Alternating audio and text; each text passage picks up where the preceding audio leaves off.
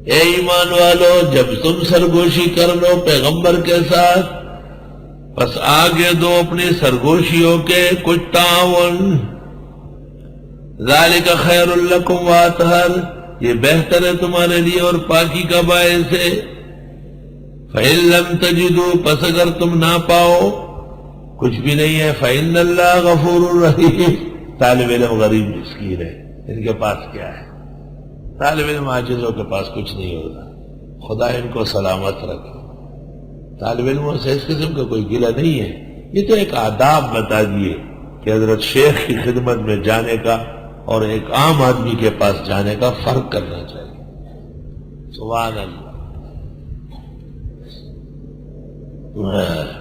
کبکلا آیت میں بھی اس طرح ہے، پہلے فرمایا دو پھر فرمایا نہ دو تو کوئی بات نہیں، اہمیت تو معلوم ہو گئی نا مسئلے کی کہ کام کرنے کا ہے۔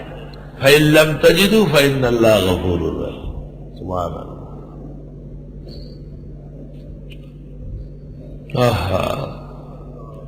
83 میں پہلی مرتبہ حرمین شریفین حاضری ہوئی تھی، بہت تکلیف کا حج تھا، اکیلا تھا، کبھی گھر سے نکلا نہیں تھا، معلومات بھی نہیں تھی مجھے بہت زیادہ، اور پانی کا کولر بکسا ہر وقت گلے میں ساتھ ہوتا تھا، کہیں رکھنے کی بھی جگہ نہیں تھی، ایسے عجیب زمانہ تھا۔ وہاں ایک پختون نے مجھے دیکھا اور اس نے کہا میرے ساتھ دن کا کھانا کھاؤ۔ آپ کے ساتھی بھی 8-10 ساتھی تھے، اکٹھے گھومتے تھے۔ میں ان کے پاس گیا، انہوں نے ہمیں بہترین کھانا کھلایا، خود پکایا۔ برسوں سے وہاں آباد تھے، لیکن آپ کو پتہ ہے پختون تو ایسے ہی ہوتے، غریب عاجز سادے لوگ ہوتے ہیں۔ اس عمارت کو نوٹس ملا تھا خالی کرنے کا، اور یہ بیٹھے ہوئے تھے۔ ہم نے کھانا کھایا، نیچے اترے، ان لوگوں نے نہیں کھایا کہ بلڈیزر نے اس کو ایک گڑس دے دیا اور عمارت گر گئی، اور وہ آدمی بھاگ گئے ادھر ادھر، ان کے پتیلے سالن روٹی سب ختم ہو گئے۔ ظہر کی نماز میں حرم آئے اور پہلی صف میں آ کے بیٹھ گئے۔ بڑے امام عبدالعزیز صالح نماز پڑھانے آئے، تکبیر شروع کی، میں تکبیر جب ختم ہوئی میں امام کے پاس بڑھ گیا اور میں نے ان کو قصہ سنایا۔ اس نے مجھے کہا سامحونی عفوا شیخ واللہ ھذا ظلم عریض، توبہ توبہ۔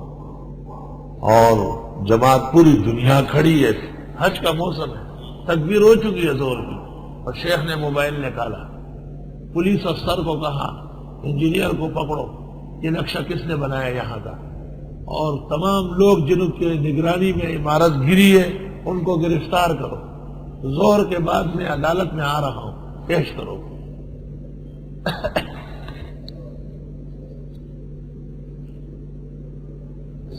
تقریباً شیخ کی گفتگو میں اور جماعت کھڑی کرنے میں 13 منٹ لگ گئے۔ زبردست ہدایات جاری کی، پہلی مرتبہ قاضی القضات کا دبدبہ دیکھا میں۔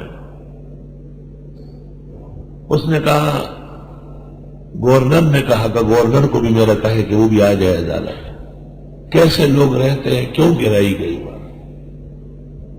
مجھے کہا اگر آپ کو فرصت ہو تو آپ تماشا دیکھنے آ جائے۔ 500 کے قریب افراد گرفتار ہو گئے، سارے سعودی، اور آپ کے ان پختونوں کو میں ابھی ہاتھ کے ہاتھ دعوت دلاؤں گا، 50-50 ہزار ریال، اور جتنے افراد اس دوران وہاں تھے سب کو دلائے، اور بقیہ افسران کو 3-3 مہینے کے لیے جیل بھیج دی۔ ایسے اللہ نے ان کو شان شوکت دی، صداقت ہی صداقت بھری پڑی ہے عربوں میں، کاش کہ کوئی صحیح بات کر سکے اور سے۔ اگلے دن اخبار بھرا پڑا تھا، اخبار میں تھا کہ ایک نووارد حاجی، اس نے قبل الظہر بعد التکبیر قبل الامامت امام کو سرگوشی کی، قد نجا مع الامام الاعظم، یہ الفاظ پہ یاد آیا، اور امام نے ان کی بات کا سخت نوٹس لیا اور جماعت کھڑی کرنے سے پہلے سب کو گرفتار کرا۔ اللہ اکبر۔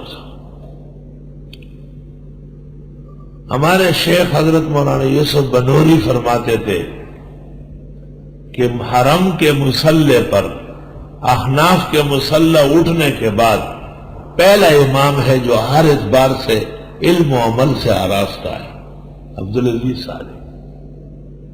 113 سال عمر میں مر گئے، 103 سال تک امامت، ایسا زورور تھے، چاند کا فیصلہ کر لیا اور مسجد میں بھی آ کے جماعت کڑی کی تراویح شروع کرائی۔ کسی نے کہا مکے والوں کو، کہا دنیا دیکھ رہی ہے، مکے والے بھی دیکھ لیں گے، اللہ اکبر، کوئی ضرورت نہیں اطلاع کرنے کی۔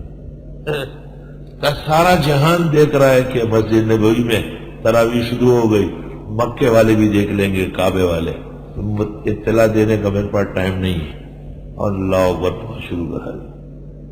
اخبارات میں لکھا تھا کہ کعبے والوں نے ٹی وی پر پہ دیکھ کے پھر تراویح شروع کرائی، کیونکہ رئیس نے ان کو اطلاع نہیں کی۔